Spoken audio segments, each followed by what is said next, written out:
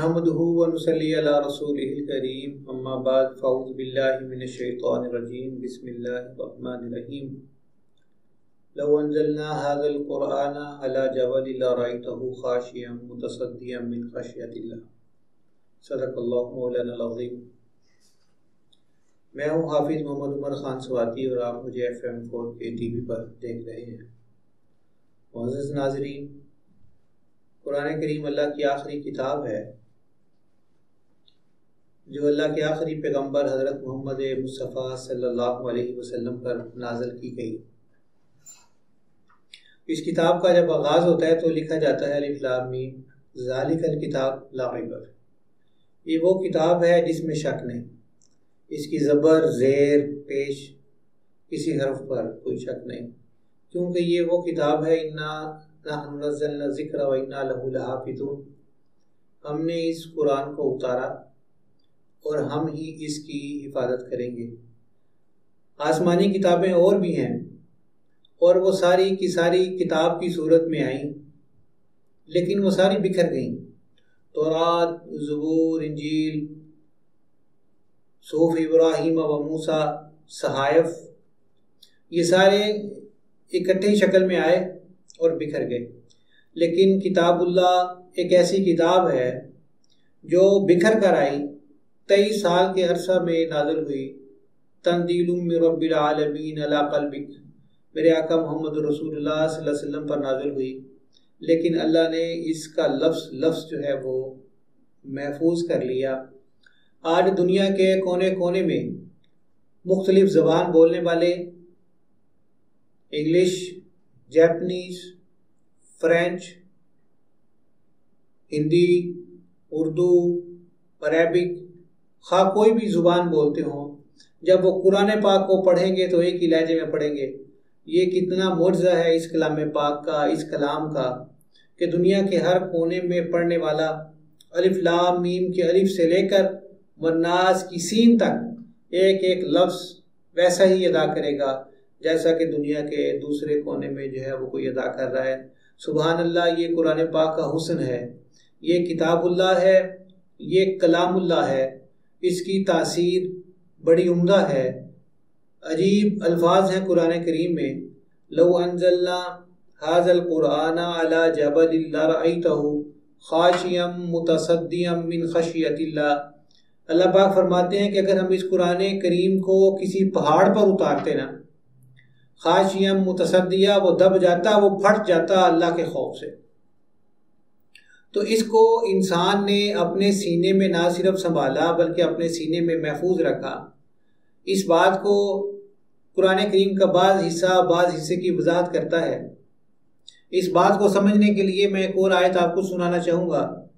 وَلَمَّا جَاءَ مُوسَىٰ لِمِيقَاتِنَا وَكَلَّمَهُ رَبُّهُ، موسیٰ علیہ السلام اللہ سے ملاقات کرنے کے لیے تشریف لے گئے، اللہ سے کلام کیا، باتیں کی۔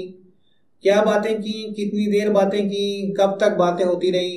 یہ ان دو دوستوں کے درمیان راز و نیاز ہے۔ وَكَلَّمَ اللَّهُ مُوسَىٰ تَكْلِيمًا، اللہ نے موسیٰ سے کلام کیا۔ تو وَكَلَّمَهُ رَبُّهُ، باتیں کرتے کرتے موسیٰ نے فرمائش کر دی، رَبِّ أَرِنِي أَنظُرْ إِلَيْكَ، یا اللہ اب میرا دل کرتا ہے کہ میں آپ کو دیکھوں۔ تو یہ خواہش تھی، موسیٰ بڑے جلیل القدر پیغمبر ہیں، فرمائش بھی کر بیٹھے۔ اللہ فرماتے ہیں لن ترانی، موسیٰ آپ مجھے دیکھ نہیں سکتے، آپ میں ابھی وہ استطاعت نہیں ہے کہ مجھ اللہ کی ذات کو آپ ابھی اس دنیا میں، اس زندگی میں دیکھ سکیں، لن ترانی۔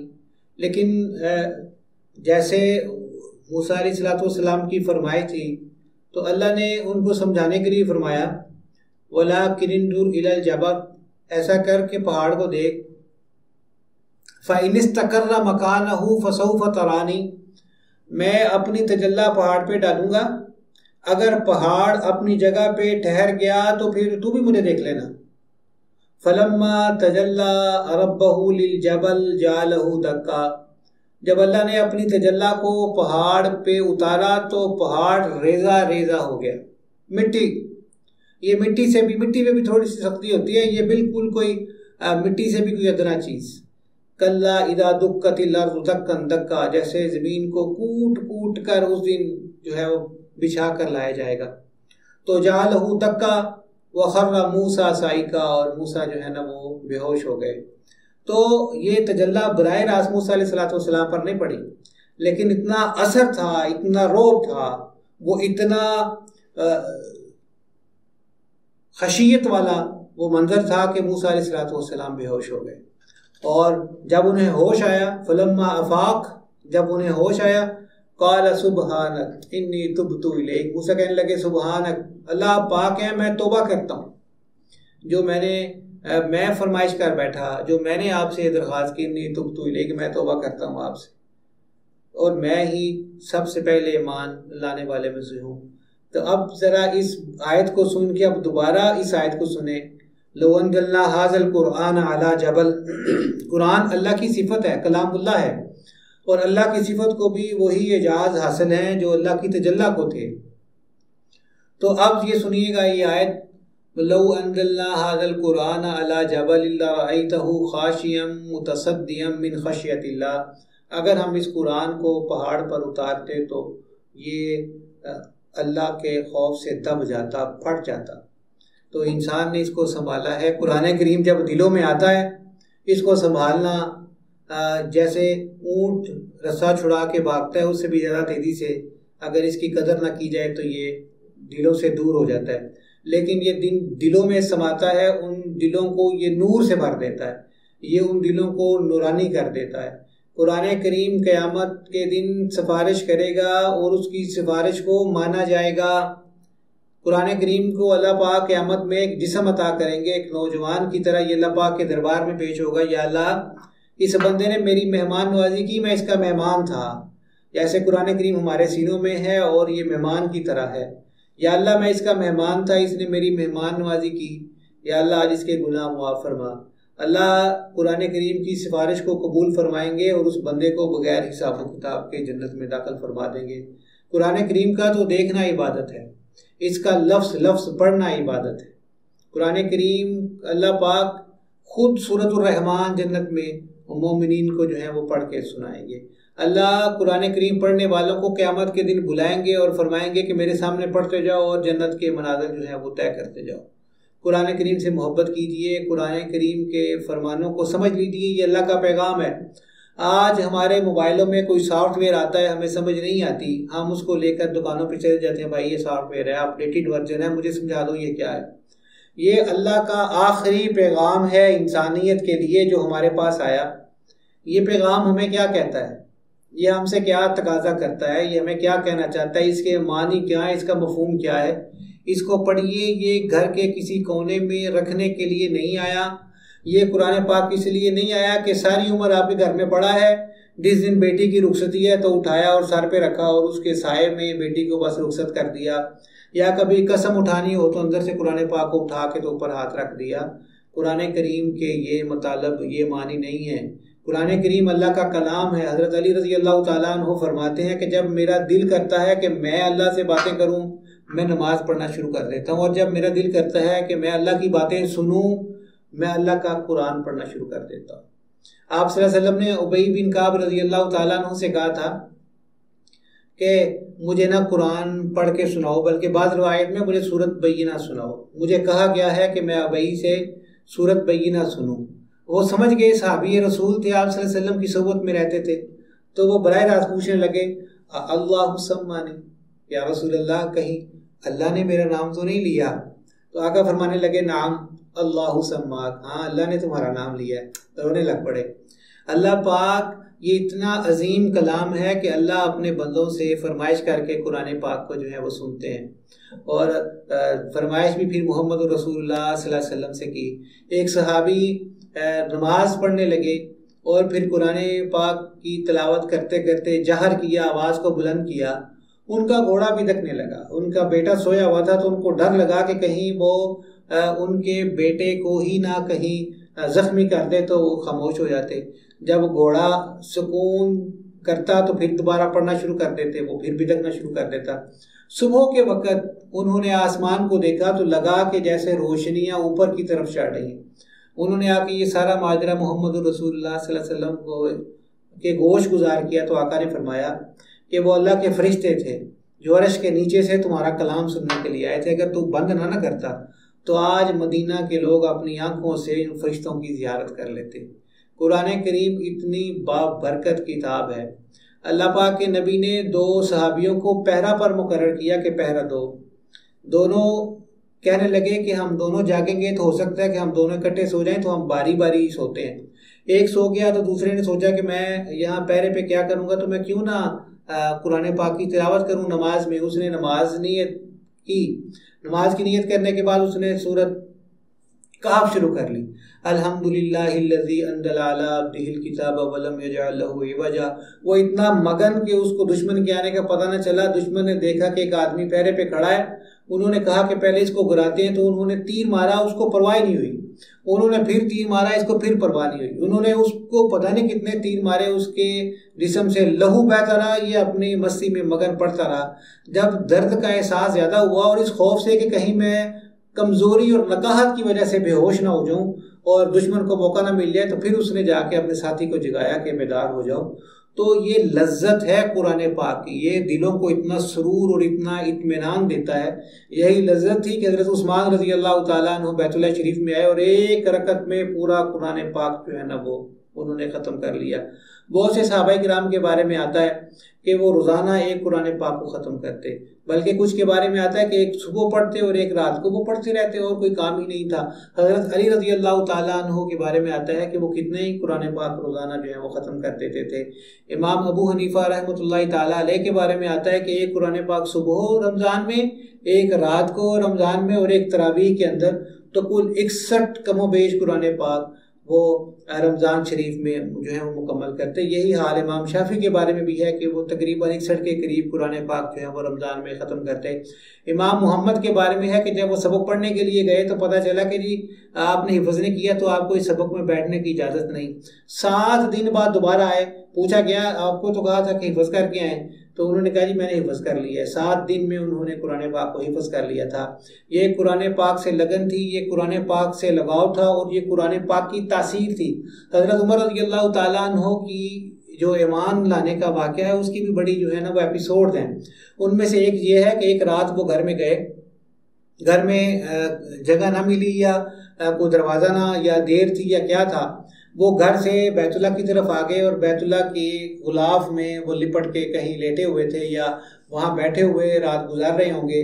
اتنے میں محمد الرسول اللہ صلی اللہ علیہ وسلم تشریف لائے اور آقا نے جو ہے وہ نماز میں سورۃ الحاق شروع کی۔ زبان ہو محمد الرسول اللہ کی اور کلام ہو اللہ کا۔ الحاقۃ ما الحاقۃ وما ادراک ما الحاقۃ کذبت ثمود وعاد بالقاریہ واما ثمود فاہلکوا بالطاغیہ واما عاد۔ تو یہ اتنا اس میں ردم ہے، یہ اتنا اثر ہے، اور وہ شعراء ہیں عرب لوگ تو اپنے آپ کو عرب اور باقی پوری کائنات کو وہ عجم کہتے ہیں، اور حضرت عمر رضی اللہ تعالیٰ عنہ تو خود شاعر ہیں۔ تو ایسا کلام انہوں نے سنا تو آشش کر اٹھے اور کہنے لگے ما اشعار، یہ کیسا شاعر ہے، یہ کیسے کلام لکھ لیتا ہے۔ تو اتنے میں محمد رسول اللہ صلی اللہ علیہ وسلم پہنچ گئے۔ انہ لقول رسول کریم وما هو بقول شاعر قلیلا ما تؤمنون، یہ کسی شاعر کا کلام نہیں ہے لیکن بہت تھوڑے لوگ اس پر ایمان لاتے ہیں۔ تو عمر کہنے لگے ابھی میں نے دل میں کہا کہ یہ کتنا بڑا شاعر ہے، تو ان کو اس بات کا بھی پتہ چل گیا جو میں سوچ رہا تھا، ما اسحارا، یہ تو کتنا بڑا جادوگر ہے، نعوذ باللہ ثم نعوذ باللہ۔ تو اگلی آیت پیارے آقا محمد رسول اللہ نے پڑھی، وما هو بقول کاہن قلیلا ما تذکرون، یہ کسی کاہن کا قول نہیں ہے، بہت کم لوگ اس بات کو جو ہے نا وہ یاد کرتے۔ تو تنزیل من رب العالمین، یہ قرآن تو یہ ہے کہ جس کو رب العالمین نے اتارا۔ عمر کہتے ہیں تب میرے دل نے اسلام قبول کر لیا تھا، تب اندر سے تبدیلی جو ہے وہ آ چکی تھی۔ تو بڑا پراثر کلام ہے، اس کی بڑی تاثیر ہے، لیکن مجھے کہنے دیجئے کہ تاثیر اس دل پر ہوتی ہے جو دل اثر کرنے پر تیار ہوتا ہے۔ ہم لوگ، ہمارے دل اتنے سخت ہیں کہ کبھی یہ روئے نہیں اللہ کے سامنے۔ قرآن کریم میں ثم قست قلوبکم من بعد ذلک فہی کالحجارۃ او اشد قسوۃ، یہ پتھروں کی طرح سخت ہیں، یا اس سے بھی زیادہ سخت ہیں۔ اللہ فرماتے ہیں کہ پتھر بھی فَإِنَّ مِنَ الْحِجَارَةِ لَمَا يَشَّقَّقُ فَيَخْرُجُ مِنْهُ الْمَاءُ، پتھر بھی پھٹتے ہیں اور ان میں سے پانی نکلتا ہے، لیکن انسان کا دل پگھلتا نہیں، یہ اللہ کے سامنے گڑگڑاتا نہیں، یہ اللہ کو پکارتا نہیں ہے۔ تو قرآن کریم بڑی قدر و منزلت والی کتاب ہے۔ قرآن کریم اللہ کی آخری کتاب ہے، یہ اللہ کا کلام ہے، یہ اللہ کا پیغام ہے جو ہم تک آیا۔ جب تک ہم اس کو سمجھیں گے نہیں کہ یہ پیغام کیا ہے، ہم اس کو سمجھ نہیں سکتے۔ یاد رکھیے گا کہ کنتم خیر امۃ اخرجت للناس، یہ میری ذمہ داری ہے، یہ آپ کی ذمہ داری ہے۔ نبی نہیں آنے، نبیوں والا کام ہم نے کرنا ہے۔ ہم نے محمد رسول اللہ صلی اللہ علیہ وسلم کے پیغام کو ساری دنیا تک پہنچانا ہے۔ آپ خیر امت ہیں، آپ اس کلام کو سمجھیں گے تو آپ لوگوں کو بتائیں گے۔ آقا دو عالم صلی اللہ علیہ وسلم نے فرمایا تھا قیامت قریب آئے گی اور کیسے ہوگا، وَكَيْفَ بِكُمْ اذا فسدت نساؤکم وفسق شبابکم، جب تمہاری عورتیں جو ہیں وہ نافرمان ہو جائیں گی اور جب تمہارے نوجوان فسق و فجور کرنا شروع کر دیں گے۔ وَلَا تَأْمُرُونَ بِالْمَعْرُوفِ وَلَا تَنْهَوْنَ عَنِ الْمُنْكَرِ، تم امر معروف چھوڑ دو گے اور نہی عن المنکر چھوڑ دو گے۔ تو صحابہ نے فرمایا کہ یا رسول اللہ کیسا ہوگا؟ آقا نے فرمایا اس سے بھی سخت بات ہوگی کہ جب تم امر معروف نہیں کرو گے، امر عن المنکر کرو گے، تم گناہوں کی طرف لوگوں کو بلاؤ گے۔ آج آپ ارد گرد گیدرنگ کو دیکھ لیں، ہم لوگ کتنے فخر سے، کتنے شان سے معصیت والے کاموں کی طرف لوگوں کو بلاتے ہیں جو نافرمانی والے کام ہیں، اور ہمیں شرم آتی ہے، ہم شرماتے ہیں اللہ کے دین کو بیان کرتے ہوئے۔ ہمیں لگتا ہے کتنا، ہمیں پتہ نہیں کیا ہوگا، لوگ کیا کہیں گے۔ یہ محمد الرسول اللہ صلی اللہ علیہ وسلم کا دین ہے، آپ کو شرم آتی ہے میرے آقا محمد الرسول اللہ صلی اللہ علیہ وسلم کا نام لیتے ہوئے۔ پھر آقا نے فرمایا کہ ایک وقت ایسا آئے گا کہ تم اچھائی کو برائی سمجھو گے اور برائی کو اچھائی سمجھو گے۔ تو آئیے دین کی طرف آئیے، دین کی طرف رغبت اختیار کیجیے، اللہ کے ساتھ تعلق کو جوڑیے، محمد رسول اللہ صلی اللہ علیہ وسلم کی محبت کو دل میں بسائیے اور آپ کے پیغام کو عالم تک پہنچائیے، پورے عالم تک پہنچائیے، اس لیے کہ قیامت کے دن اپنے آپ کو آپ لوگ آج اچھے لوگوں کے گروپ میں شامل سمجھے، اچھے اللہ کی فوج میں شامل سمجھے، آپ اپنے آپ کو اللہ کے بندوں میں شامل کروائیں۔ اللہ کے دین کے لیے جو لوگ کام کرتے ہیں، اللہ قیامت میں اس بندے کو بلائے گا، اور جن جن لوگوں کے حق ادا کرنے ہوں گے ان لوگوں کو بلائے گا۔ سب سے پہلے اس کی ماں کو بلائے گا، اس نے تمہارا حق دینا تھا، دین کے لیے کام کرنے والا ہو، اس نے تمہارا حق دینا تھا، بتاؤ جنت لینی ہے کہ حق لینا ہے؟ ماں کہے گی کہ اللہ میں نے جنت لینی، میں حق کیا کروں؟ اللہ اس کو جنت عطا فرما دے۔ باپ کو بلائیں گے، بھائیوں کو بلائیں گے، بہنوں کو، جس کا بھی اس نے حق دینا ہے، اللہ پاک حق ادا کروا کے اللہ اس کو بھی جنت میں داخل کروا دیں گے۔ اللہ کے دین کے لیے کام کرنے کی اتنی بڑی عظمت ہے۔ آئیے معاشرے میں نیکی پھیلائیں، لوگوں کو اسلام کی طرف دعوت دیں، آئیے لوگوں کو ہدایت کی طرف دعوت دیں۔ یہ ذمہ داری ہے اور یہ نبیوں والا کام ہے۔